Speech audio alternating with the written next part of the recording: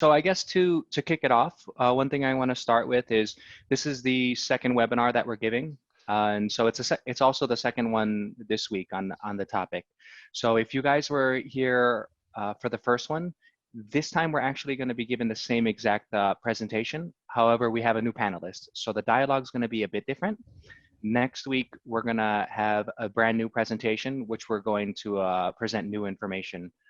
So if you were here, just wanted to let you know that so that this way you can decide if you wanted to stick around to see this again, do a recap, or join us for the next one that we're going to have on Tuesday. So with that kind of being said, yeah, on our end, we were basically seeing that we're in a time of uncharted territory, something that no businesses has really been expecting and has planned. So within Virtuagym, what we decided is that we thought this was a crucial time for us to get everybody together within the industry, share resources, so that this way we can provide as much information as possible during this time. So we're hosting these in the 5 different markets. So Spanish, German, Dutch, and French, as well as English as well for both the UK, US.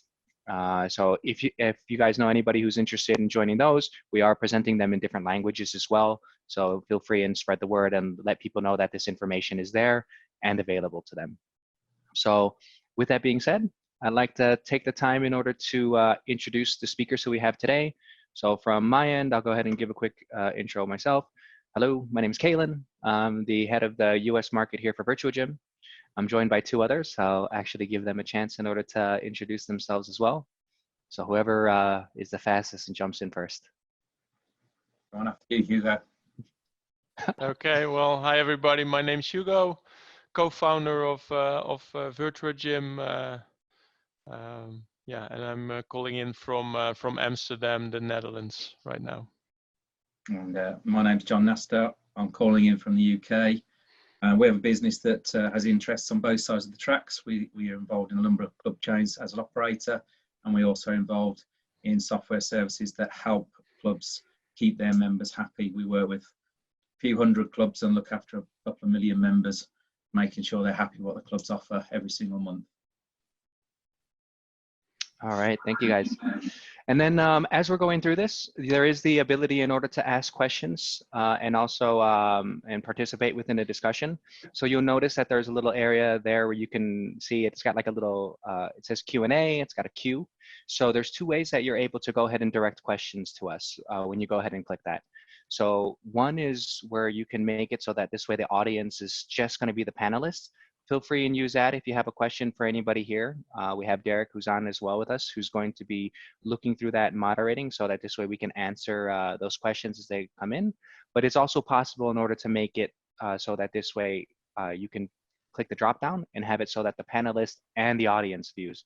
So if you'd like to go ahead and post some things in there that you would like to be available for everybody to see and have a discussion with everyone, feel free and use that functionality as well.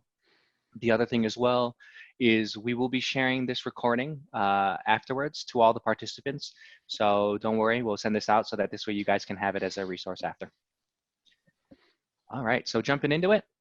The agenda today, obviously by the title, is giving some strategies for how we can deal with coronavirus. And so what we're hoping to leave everybody with is giving everybody here today a chance in order to walk away with a stronger sense of some of the things that they should be focusing on, creating some optimism and positive actions that can be taken from this time, and additionally sharing a bit about what this is looking like across the world. I think one of the interesting things that that we've seen is that European markets have been hit first by this, and then the US. So they're in a lot of ways a couple weeks ahead of us in the United States, and so we can learn from some of the things that they've seen there, so that this way we can kind of have a way of looking into the future and preparing ourselves. So what do we currently know about the situation now? So one is that the pandemic is an enormous risk, and it's not just to people's health, but also to the healthcare systems. And so it's important in order to follow the advice that's been given to us with the intention to what they're saying is flattening the curve. So I think that from a health perspective, that message has been clear and shared across the entire world. One of the things that we wanted to share today as well is how is this actually going to be impacting business? So the way that that we've been talking about it is in 4 business stages of COVID-19. So stage 1 is really an area where it was confusion. I think in the US we're already past this. You guys will probably empathize with what you were seeing around you, where there people were looking for direction and guidance. The situation was occupying everybody's mind 100%, and there was some irrational acts that were going on as well that were a bit counterproductive. So we have a little quote in here that says, "Oh my God, I need toilet paper." So during this phase, the emotions ranged from either panic to complete indifference. So within this phase here, and the do's in this particular phase is to really sympathize with each other, understand that people are going through this a little bit differently. The don'ts is don't push people outside of their comfort zone. Don't play down their emotions as well during this phase. And then the next phase, of course, here, as you can see, is accept and adapt. So this is the area now where people are going to accept this as the new reality, as a temporary situation. So life starts to feel normal again, although there's still a lot of uncertainties. People are trying to look ahead, but not necessarily beyond the status quo. And in this phase, the emotion that everybody is feeling is we're going to get through this, and we're going to get through this together. So in this phase here, which a lot of us are seeing, is this is now the moment where there's new standards like working from home. So people are working from home. Here at Virtuagym, both of our offices are actually completely working from home as well. Some other do's within this area is come up with solutions so that this way you can help your customers through the difficulty. Be flexible with them as well, so that this way you can make sure that you're working to find solutions with them and provide value to them during these times. And then same thing in very similar to the first phases. Don't push topics that are beyond some people's comfort zone, and also recognize that your brand might not necessarily be top of mind for the member. Here at Virtuagym, we're also telling our client success teams that Virtuagym's not going to be potentially the first thing on people's minds. They're not going to want to hear. They could potentially not want to hear about that, because you don't know what people are going through personally. You don't know what they're going through professionally, and you have to be sensitive to those things that could be happening within their lives, and making sure that you're aware of that first. So the next phase is preparing. So at this point here, as you can see, the infections will be going lower every single day. The end is in sight. And so within this, in this particular phase, we have a feeling that the world is going to know whether or not we're going towards a financial crisis, or we're going to be in a spot where the economy is going to be bouncing back from this. And so the do's within this section is be there. Make sure you're ready for the new reality. So start thinking ahead. Talk with your clients as well, so that this way we can see if they're ready, if their needs have changed, and realize that the new world is going to be a little bit different. Some of the don'ts within this section is don't hang on to that COVID-19 story for too long. Don't go back to the same habits and assume it's going to be the same thing as before. And then finally, the last phase is ramping up. And so this is where business is going to go back a bit more towards normal. We'll have a clear sense of goals and directions. We'll do some long-term planning within this. People are going to be more confident as well in order to start jumping into it. And with this, the do's: be aware of the new strategies, be aware of the new world that will exist. Go for long-term commitments again. And the don'ts within this area here is don't wait too long in order to enter the game and be on the sidelines with these things. So these are the business stages. I think one of the things that is interesting, serving customers across the world, is that different countries are in different points within this. And so we've plotted these phases and also shown where countries are at. And so it's amazing really how fast that these stages can go, because we plotted the Netherlands, France, and US between confusion and accept and adapt. And this was only just a couple of days ago. This was 4 days ago. Now, I mean, we can see that we're already deep within the accept and adapt phase, and even some organizations are going into this preparation phase. So one of the things actually I was curious, John, is to ask you is, I listened to a call with one of our client success team members and a customer, and they were helping them to get some things set up so that this way they can serve their customers at home.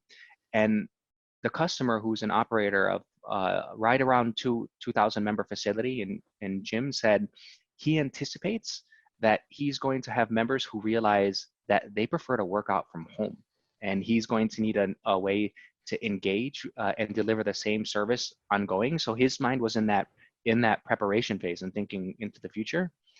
Do you think, so the question is, do you think member behavior could potentially change so drastically going forward?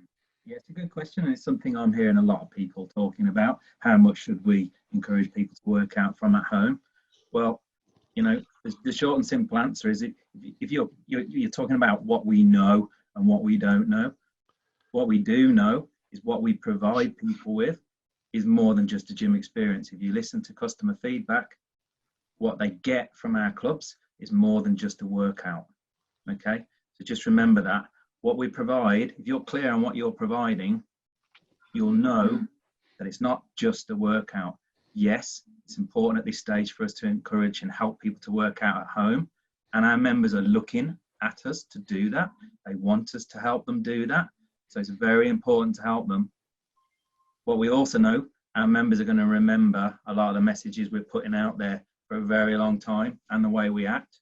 So it's totally understandable to feel nervous that your members might find a new way of working out. And if they do, salute them, recognize their efforts, give them a pat on the back. But if you're sending out good messages and you're very clear on what you do, you're still capable of being the catalyst for causing that workout, okay? You're still being the person that can give them a platform to share that workout and receive recognition for what they've done. So if you're clear about what you're selling, what you're letting your members get, you're going to keep yourself at the center of their workout world. So are you selling a workout, or are you selling their capacity to walk out of lockdown, being able to fit into their lovely party dress for the new gym opening? Okay. Are you selling a workout, or are you giving them the opportunity to go online with a lot of friends at the same time each day and share experiences that make them feel good? Okay. So we're providing much more than a workout. Okay. Don't lose track of what you provide your members. It's much more than just a workout, and all your loyal members will tell you that. Okay. So that's my answer to that. Yeah. No shame in feeling nervous about members finding other ways of working out. But if you stay true to what you offer people, you're going to make yourself part of that, and people will remember that in the long run. Thanks for that, John. In terms of how we're seeing here, Netherlands, France, USA, Italy, and China in the various phases, where would you put UK? I mean, I would have put UK in the confusion part already a long time ago when they voted for Brexit, but and for Boris Johnson, for that matter. But where would you put UK currently, and what is the stage currently? Are all the clubs closed throughout UK? Yeah, first of all, another piece of advice I've been giving to people is to try and keep politics out of things. So I can say confidently, yes, you're right. You're right to say that we have firmly been in the confusion state in England for about 3 years now on the Brexit capacity. But yeah, we've been in lockdown for 7 days, and we definitely have been in that. I mean, in the confusion stage is a good way of putting it. As stages of learning, we are what I would call consciously incompetent. We know we don't know what we're doing at the moment. It's great to see a lot of online content being put out there and a lot of support from members, but there's not really much structure or strategy to it. Okay, so as a business leader, as an operator, I'm encouraging our clients to kind of think about what you do, have a clear strategy, write it down, stick to it, measure it, revisit it. If the numbers, it might seem like a great idea, and we have lots of them in our business, but we measure them. And the numbers, if the numbers are rubbish, the idea doesn't work. Okay, so yes, we are definitely still in that stage of confusion here. And you know, I was talking to some colleagues from mainland Europe, France, and Italy earlier in the month. You know, even back 4 or 5 weeks ago, they were really kind of saying to us, "Please, guys, shut down, stay inside." And we're kind of going, "No, it's fine. What could go wrong? What could go? You know, we're okay." And then we're kind of going, "Okay." Now I'm talking to colleagues in Australia saying, "Guys, no, seriously, stay inside." Okay, so we're all becoming much more aware of what we can do to help out. So I think we're coming out of that confusion stage a little bit, but you're seeing some people coming out of it with a clear strategy and sticking to what their core values and goals were before. As in, you know, they're controlling. We can't control this virus. We can't control what stage we're out of this business journey. We certainly can control how we react to each stage of it. And I'm seeing a lot of my peer group giving some really clear messages about thinking about how you're reacting to things and making sure your reaction fits with what your core values are, and that your reaction is going to last and age well, rather than really regretting the next day some things you've done the day before. And again, I think we were talking before we came on how nice it is seeing everyone in the fitness community coming together, helping each other, sharing best practices, sharing good stories, things that help people. You know, I've seen you know, clubs shutting down, putting out messages, "We don't need our toilet roll anymore. If you're not getting toilet roll, let us know. We'll send the guys around to drop it off at your house on their way home." You know, things like that. Yeah, you can still have some fun, and you got to take it very seriously, but you know, you should still keep track of what your core values are. Yeah, I think it's really interesting. I'm looking at some of the chats that came in on the group here, and it's very similar to what we were discussing on the first presentation on Monday. A lot of organizations who are in that accept and adapt phase have been putting out digital classes. So I'm seeing here some people have been doing Instagram Live, Facebook Live. We've seen some people who are doing Zoom as well. Yeah. And so I think that that's a really interesting thing that we're seeing here within the US. One of the things that we also prepared as well is sharing a bit of what's happening within Europe. So I think Hugo was going to hit this one here, because this one is Netherlands focused, right, Hugo? Yeah. So maybe quick remark. I see some some comments in the chat. Please note that before you chat anything, change the to all panelists and attendees. I see some people posting only to all panelists, which means that the rest of the participants don't see it. So please change the to field to all panelists and attendees if you share something in the chat. Thanks. Yeah, so I think with the big challenges with the current virus is really we don't know what's going on and what's coming up. The uncertainty, I think, is for many entrepreneurs, I think, the biggest challenge, right? How many months are we having to cope with no or less revenue? How many months is it going to take? Because that will give us the idea of if we have to let go of staff, or if we can make it through this period. So I think that uncertainty is one of the biggest pieces making it really difficult to prepare for this and to understand what type of measures you need to make to overcome it. Of course, the fact that there is a lot of uncertainty is at this point a certainty we have to take into account. And I think that's valuable because that partially also means that you have to kind of prepare yourself for the potential of it taking longer. At the same time, I think it's very good to understand what's going on elsewhere in the world because UK and especially US, they are a bit behind on the curve, which I think is a big advantage because you can learn from other countries and what's going on there. And that's definitely what's been happening for us.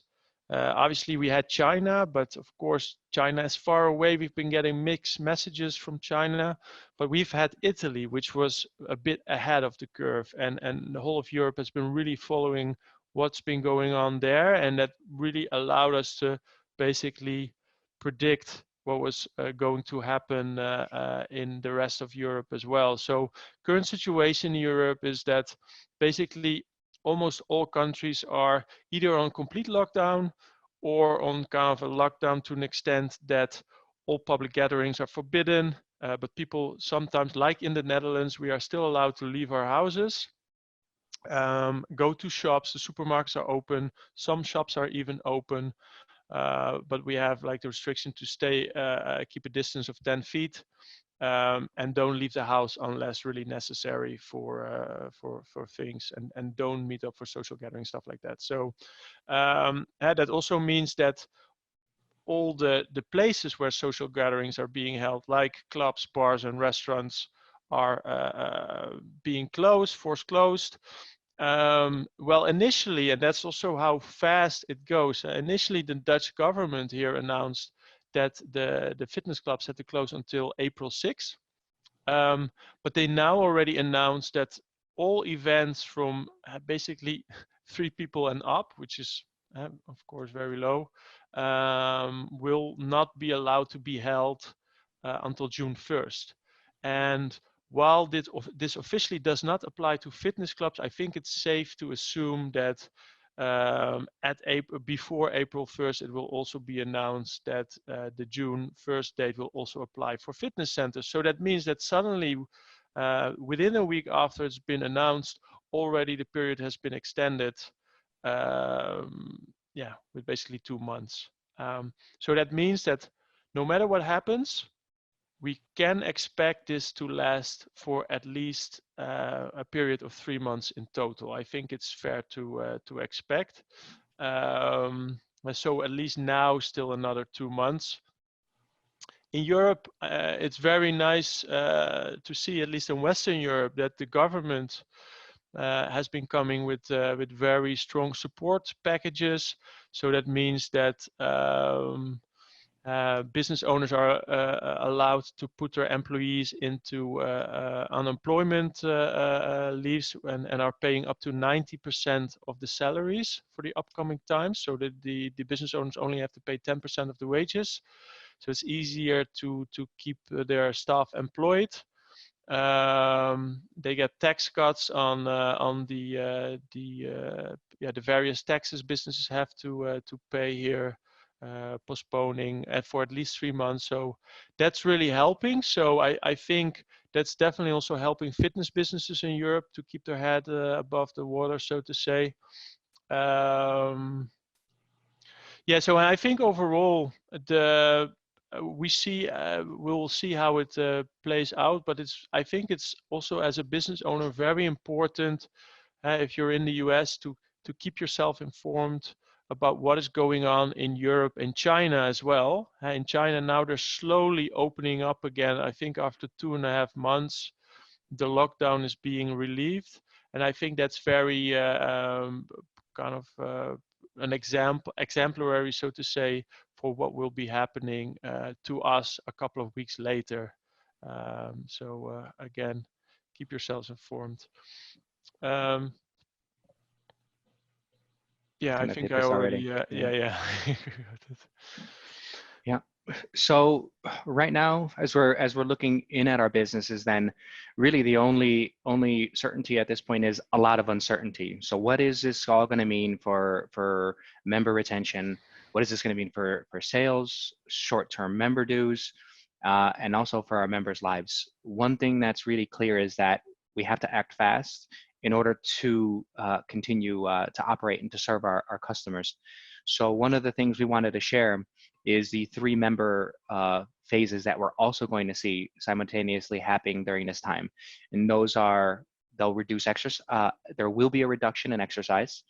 And so this phase is one that if you guys are on isolation and lockdown, this phase is already gone. And now we're in isolation or government shutdown.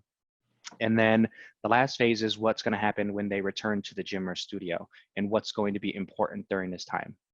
So if you are in a state where you're in a spot where you're not mandated to close at the moment, I know the majority of them are already there, then what's important during this time is to communicate to your active members.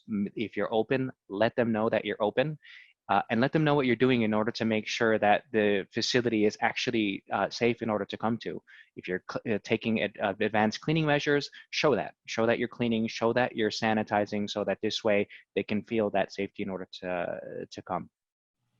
Another thing that was mentioned, and this is a personal preference for yourself, your business, is who you're communicating to during this time.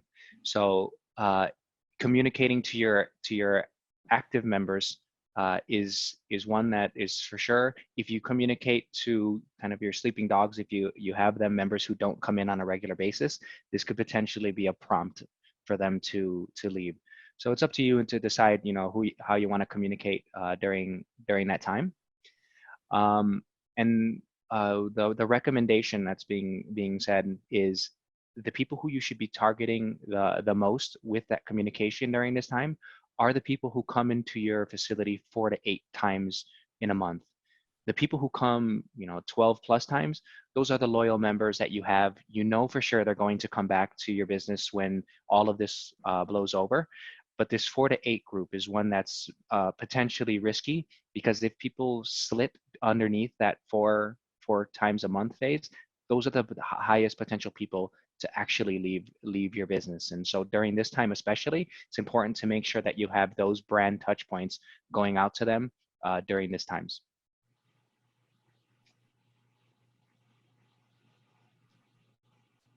So this next phase is about isolation and that government shutdown. And within this particular phase here, this is where we are creating those coping mechanisms and the ways that we're able to interact with our members during this time of isolation. So in the chats that I see, we're talking a lot about this, live streaming via YouTube, or pre-recorded classes, one-on-one via Facebook Messenger, using Zoom. So that's all really great. Those things are important, and it shows the creativity that's happening in the industry during this time. If you're already doing it, create exercise programming that's utilizing things that they might they have in their home, but you typically won't use. So use a broom, incorporate those within your programming, or a chair, so that this way they can do incline push-ups on top of the chair. Get creative with this, so that this way you can take into consideration the things that they have available for them. And the other thing that's important with this is the importance of reinforcing the routines during this time. So your members, the routines that they have with coming into the facility. It's important to try and find a way in order to reinforce this routine, so that this way it's easy for them to keep that when they come back. So if somebody comes into your business Monday at 7, make sure that they stay working out Monday at 7 with the programming that you're giving to them during this time, so that this way they don't turn into a potential risk of not coming back. I think one of the silver linings that's happening during this time is that everybody who's working from home has had a huge shock to their routine and their rhythm that's happening within their lives. So for myself, surprisingly, I've actually have been working out more during this time. Normally I'll work out once or twice a week, but during this time I don't have any I don't have to make my commute into the office. I'm stuck in my apartment right now, and so I need to move around and be more active. And so I'm people like me who have had their rhythms completely interrupted actually become an opportunity from a marketing perspective in order to be able to work with them to create new routines that are healthy and good for them now, and then make sure that you do it in a way that's going to reinforce it, so that this way you bring them into the facility after this whole thing has come in, and then make sure that you'll have a sales pipeline there for you from the people that you're helping during these moments.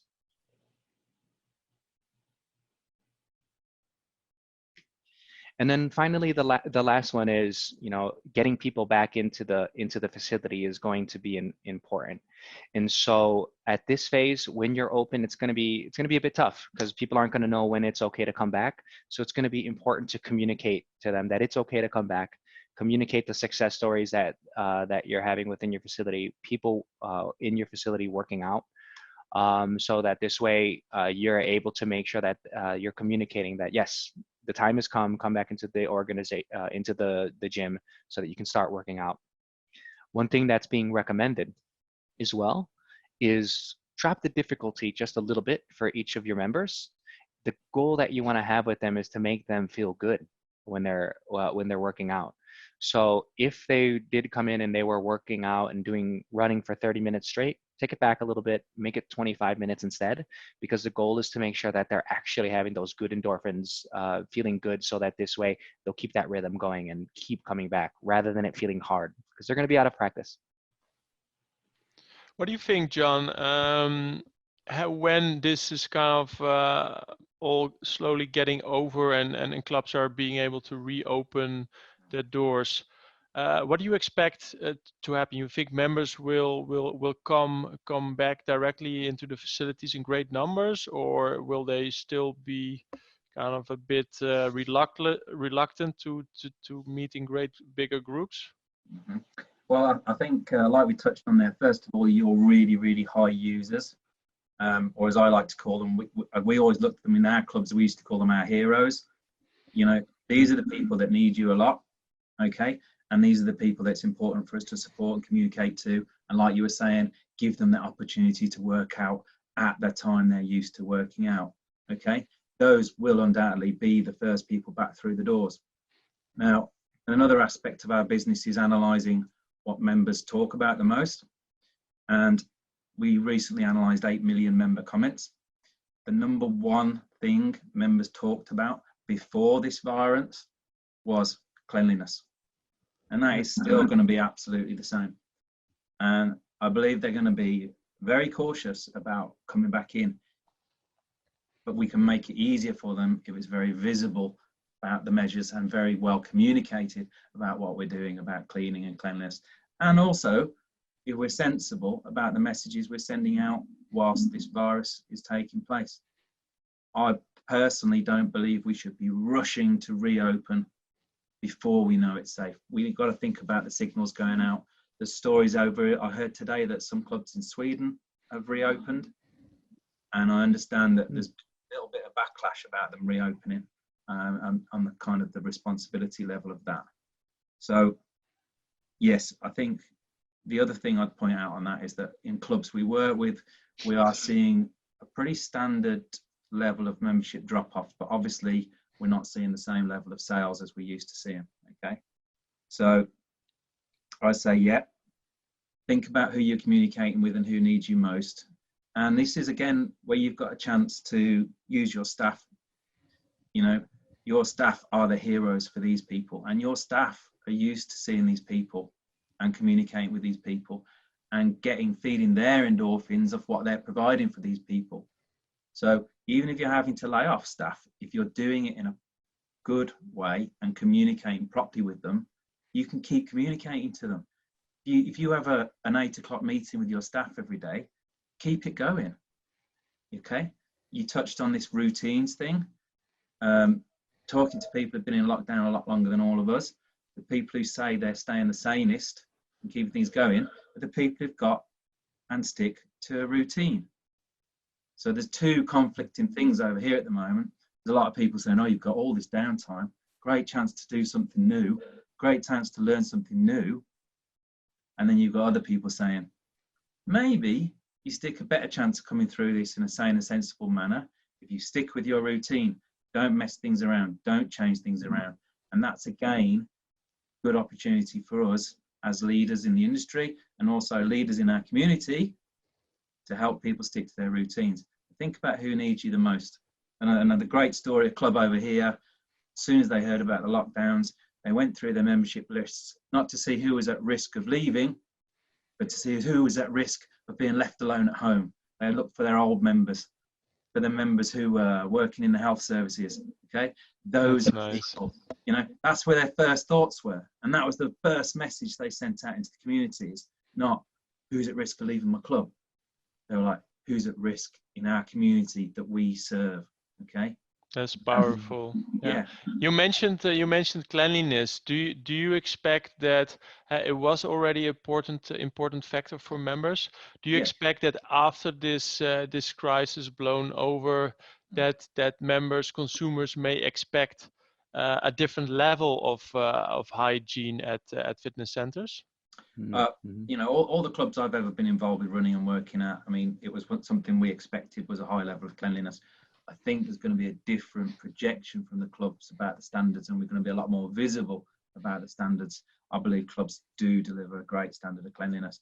Interestingly, whilst it's the number one thing that's spoken about, for men, the number one thing that's spoken about is fitness equipment. And I kind of think that will still be the same for men.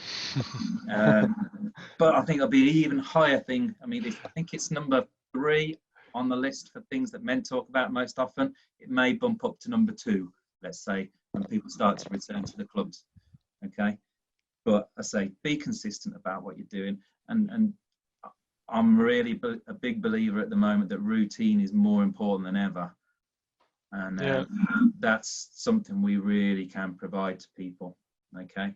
And I think if we are using the right platforms to send out our online workouts, then you can monitor what people are doing. You can, just as you would if people come into your classes in the bricks and mortar, monitor what people are doing, send them congratulatory message, make them feel good when they're taking part. Okay. There's less and less things to make us feel good at the moment. So make yourself the center of the feel good economy. Okay. That's something we deliver anyway. It's something we should be delivering consistently whilst we're all in this shutdown phase. Yeah, that's a good link to maybe the next part of the presentation, because I think what is important in this phase from a business perspective is to try and keep your members on board. So far, in my experience, this is just an imperative experience, not an official study. But what I've been seeing, it's around 50-50 of the gyms that decided to pause their membership proactively, and the gyms that kept running them in any shape or form. But in any case, whatever you do, I think it's important to keep your members on board, either when you're still billing them or when you pause billing them, because when this is over, when you restart billing, you want, of course, as much of your member base to still be there. And I think therefore it's very important to have a good strategy, because again, if you lose your members, next sheet please, you have to resell basically. And as most of you know, selling to new members is a lot more expensive than keeping your members on board, which of course at this point is extra challenging. So next sheet. So we've been really thinking at Virtuagym, when this was kind of all happening a little over 2 weeks ago, how are we going to respond to this? How are we going to help our customers being able to, on the one hand, keep getting revenue from their members, and at the same time keep providing value also, so these members wouldn't start pausing or worse, canceling their subscriptions. So what we did, our response been the development of Virtuagym at home, which is an offering on the one hand of virtual trainer workouts. So we've developed over 75 different at-home workouts for body weight, dumbbells, elastic bands, and body and mind that are free to use for our customers. There's a whole database available. We also have a special offer for non-customers that can use this license-free during this period that the clubs have to be closed. We only charge a one-time setup fee to import your members in the system and set up your environment, and this will allow you to offer 75 virtual trainer workouts that your members can do at home. And maybe next slide. And at the same time, we have a video on demand streaming workouts. So here you have a visual of how that works. So we developed, again, 75 different workouts, and we will keep expanding those as we go. It basically allows your members to start a virtual workout with an avatar, a 3D trainer that does all the exercises, takes your member through it, and just providing that support, knowing what to do, how to perform the exercises, is going to help your members kind of keep that routine going. Additionally, as an optional add-on, in the next slide, we have also, oh, is that not on? We skipped one, guys. Back. See. We skipped many. Yeah. Yeah. So additionally, we have the ability to add video on demand to that service. So this is type of, let's call it a Netflix of streaming workout videos as part of, again, this is available for existing customers as for new customers making use of the license-free version. This does come at an add-on because it's not our content, but we have the ability now to only license it for 3 months or get it for free until June 1st. With a 12-month commitment, and it's several hundreds of different workouts available for your members with the touch of the button from the mobile app or on the desktop computer or tablet, and they can also cast it to their TV, and basically giving a lot of variation from yoga to high intensity training, Pilates, etc. And if you take those two combined, I think that gives you a very solid online offering, which will justify either keep billing your existing membership or to pause your existing memberships and reintroduce a digital-only membership at, let's say, 50% of your price, allowing you to still keep revenue. And of course, always allow your members to have the choice to pause if they prefer to. Mm-hmm. Yeah, this is Hugo. Actually, this is perfect timing. Calvin asked a question here, and the question is, how would you market for new members in this climate? It's all online now. People are looking for accountability. Do you offer special pricing?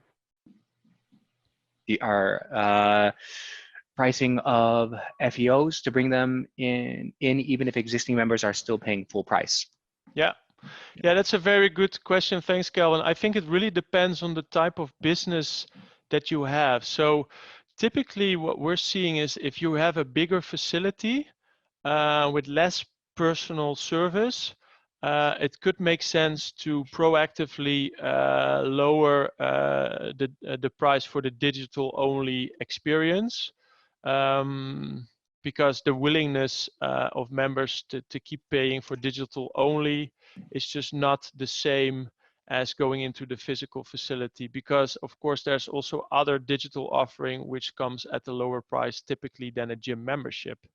At the same time, if you have a smaller facility, more like let's say a studio, and you're more high touch and more personal, we see that, and we had actually last Tuesday we had 2 customers in the panel who were able just to run their regular memberships. They added to this mix also live streaming, which I think was really cool. So they used Zoom to offer live streaming classes in addition to these other components. So they were basically continuing their personalized small group training, but then through technology. And yes, they had some freezes, they had a few cancellations, but they basically had a solid member base that kept paying the full price for the online only services, which I thought was very impressive. But I think, yeah, those are the factors to take into account. How big is my business? How personal is the connection to the members? Because it's also, I think, almost like a part of solidarity that your members have towards you. And the smaller your business is, I think the closer that connection is. But it's not a one set rule, because I also know bigger facilities with 2,000 people where the owner knows every single member, and in that case perhaps you could still keep billing the full price. And of course it depends also on the price level of your facility. Yeah, I actually thought that was really interesting that came out from the last discussion as well. So Junior, who was the gym owner, he's got a gym down in San Diego, California. And one of the first things that he did is, because he was of course nervous about cash flows as well, is he put together a list of all of his top clients, the ones who have been there with him since he first started his business. And so he ended up with a list of 10 people.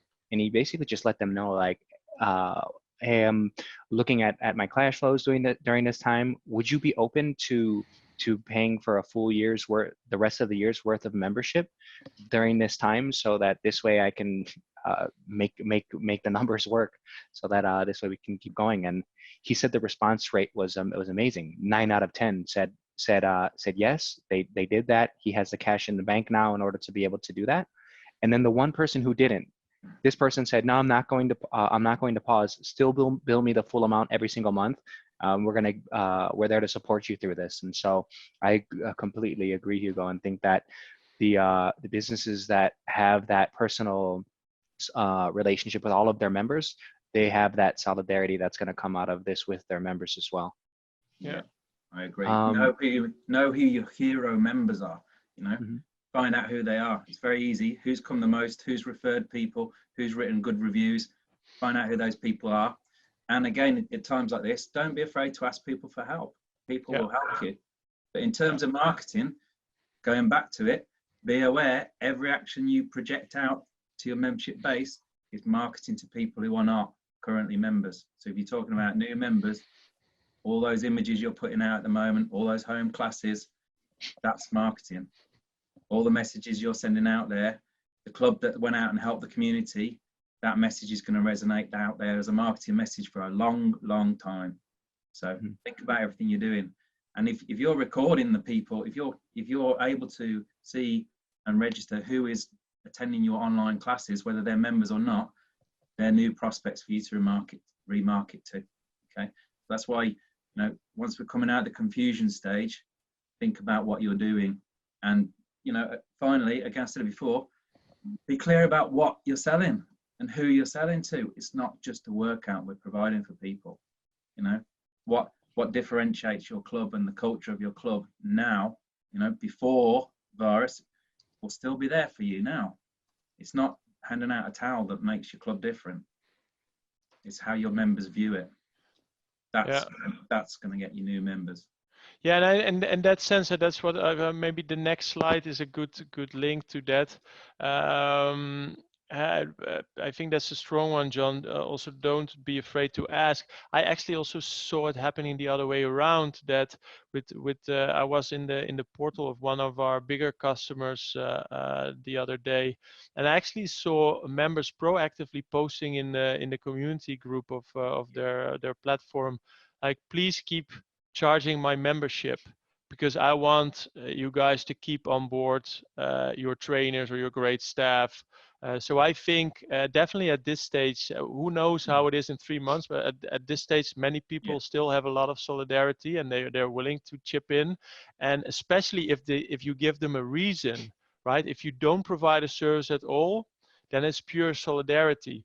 If you do provide them a digital alternative, I think then you're making it a lot easier for people to keep invoicing them. So so in terms of other solutions where you can use digital through our platform is, as we touched upon it before, offer live streaming classes either through YouTube or Zoom. So our app has the ability to add a custom tile that links to the live classes. You can add a marketing banner to promote it, to go to the live classes. But another customer even had the idea to set up a whole schedule in the schedule tool. So from 9 to 9 a.m. Yoga, 10 a.m. Body pump. And then as members open up that schedule, you can put the live stream link in the class details of that class. So then members can just press play in the class schedule. It opens up the live streaming. And from there on, they can cast it to their TV. So that's I thought that was also a very creative way of doing it. Additionally, sorry, John. I've seen some clubs using the community hubs to run quizzes, to share recipes. You know, it's more than just a workout. People had a lot of time on their hands, so just keep sending, and keep in touch with them. So I think definitely use the community with the daily tips and tricks. Use the staff that is now not in your facility to keep feeding content and interaction with members. Our system has mass assign option for workouts, so you can just in a few clicks assign workouts to hundreds of people, so you can provide them personalized coaching as well. So I think there's a lot of you can add like online coaching services over the network to drive your revenue. There's a lot of potential here that you can start picking up. And also use it to ask your members what they want. Okay, don't just push stuff at them all the time. Find out what they want. I know personally, none of my best ideas have been my own. They've always come from other people. So don't be afraid to ask for help. Don't be afraid to ask people what they want to see you providing. Really simple stuff. Okay, next sheet, guys. We're close out of time. So as mentioned, I think it's good to be proactive. Choose a strategy. I'm definitely not saying you should always go to a cheaper digital offering, because we've seen some of our customers being successful at keeping their same price point.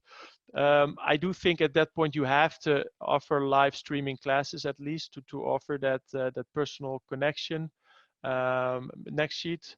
And within these digital memberships, you can have the virtual trainer workouts, streaming live video classes. As mentioned, you can start upselling personal coaching done over the technology. So you can provide nutrition coaching, assign personalized workout plans. You can organize challenges. And obviously, this is also a way, if you add these services, to keep your staff on board during these challenging times. So, and I think maybe most importantly is, whilst the physical doors of your facility are closed, definitely try to keep selling and keep your virtual doors open. If you go to the next slide. So whilst you don't have a physical membership, if you have a digital offering, just sell that and use that as a way to kind of also get these relations with new members. If only they use the digital experience, in a later phase you can convert them back to your physical services again. So I think it's definitely important. I think other things, obviously, in these times, it's all about cash flow. So definitely look at your biggest expenses, like your equipment lease, but also your rent. Try to deal with these guys. you're not using your facility, you're not using the equipment at this point. So I think it's safe to say they have a big interest in you also surviving this crisis. So I know that from many of our customers that they've been able to make arrangements with their landlord and also providers of the equipment to get postponements on the payments. So and obviously finally keep up to date on government support. That's keep coming up. Very important, tax cuts, stuff like that, to make your life easier. And we'll definitely we'll share as much as we know in the upcoming webinars as well.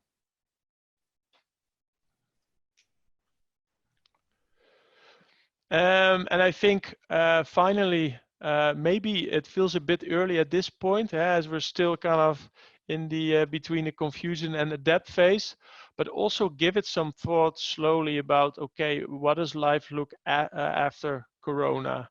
What will happen if your facilities are allowed to reopen again? It's my expectation, as Jon also mentioned, I don't think the members will get back in great numbers at the beginning. So again, I think you should come up with a strategy to get people excited again, to get back to the facility, communicate about the measures of your hygiene that you're taking, and maybe that you're limiting the amount of people in your facility proactively, and you're letting your members know so that if they go, they know that they have enough space without it getting too crowded, etc., etc. Yeah. So if anybody else has any other ideas on this, please share on the chat. And finally, what we'll be doing ongoing is, next slide, please. We'll be hosting these webinars on a weekly basis. The English-speaking webinar will be held 2 times on Tuesdays and Fridays. So it gives you a bit of flexibility. At the same time, we'll be setting up a community in the Virtuagym platform where we can add our customers if they want to ongoingly exchange tips with each other and inspire each other. I think, as said, it's very important, and in these challenging times, we keep helping each other out. And I've seen a lot of creativity, luckily, with entrepreneurs that everybody can learn from. So let's definitely keep doing that. So we'll be doing that as well. Perfect. Yeah, so if there's any other questions, feel free to shoot them through, guys. We're 2 minutes over. Thank you guys so much for joining us today. As far as like one of the things that I felt bubbling up as a conversation was about marketing and how to offer services, and should you change the services that you're offering, which is perfect because Tuesday when we connect again, that's exactly what we're gonna be hitting in Tuesday's addresses. If we are going into a time where this is going to lead into a economic recession and cash is tight for consumers, how do we need to respond to that? So if you'd like to join that one is going to be Tuesday at the same time. So thanks again. We'll keep this open. This way, if there's any questions that come through, our team will be able to answer them. So we are going to keep this webinar open so that we can receive those chats. But that's it, guys. Thank you again. Thanks, everybody. Have a great weekend.